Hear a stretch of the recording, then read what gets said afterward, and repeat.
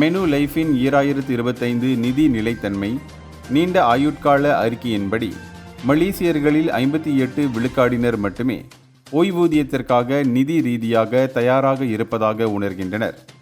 இருப்பினும் பெரும்பாலானோர் கண்ணியம், சுதந்திரம் மற்றும் சுறுசுறுப்பான வாழ்க்கை முறையுடன் வயதாக விரும்புகிறார்கள். நிதி சுதந்திரம் மற்றும் ஆரோக்கியமான முதுமை ஆகியவற்றை அவர்கள் விரும்பினாலும் வெறும் 6 விழுக்காடினர் மட்டுமே முழுமையாக ஓய்வு பெற எதிர்பார்க்கின்றனர். இதில் பெரும்பான்மையினர் சிறந்த சமநிலைக்காக ஏதாவது ஒரு திறனில் தொடர்ந்து வேலை செய்ய நினைக்கின்றனர். இதனிடையே இந்த குழுவினர் மத்தியில் ரொக்கமாக பணத்தை வைத்திருப்பது முதன்மையான தேர்வாக இருக்கிறது. ஆயினும் பணவீக்க பாதுகாப்பை வழங்கும் ஓய்வூதிய திட்டங்கள் மற்றும் வருமானம் ஈட்டும் முதலீட்டு திட்டங்களை இப்போது பலர் தேடுகின்றனர். முதலீட்டில் ஏற்படும் ஆபத்தை ஏற்க தயங்குதல் மற்றும் நிதி அறிவின்மை காரணமாக பணத்தை முதலீட்டில் பல்வகைப்படுத்துதலை பலர் தவிர்க்கின்றனர். இதனிடையே மலேசியர்களில் 72 விழுக்காட்டினர் தொழில்முறை நிதி திட்டமிடல் ஆலோசகர்களை பயன்படுத்துகின்றனர்.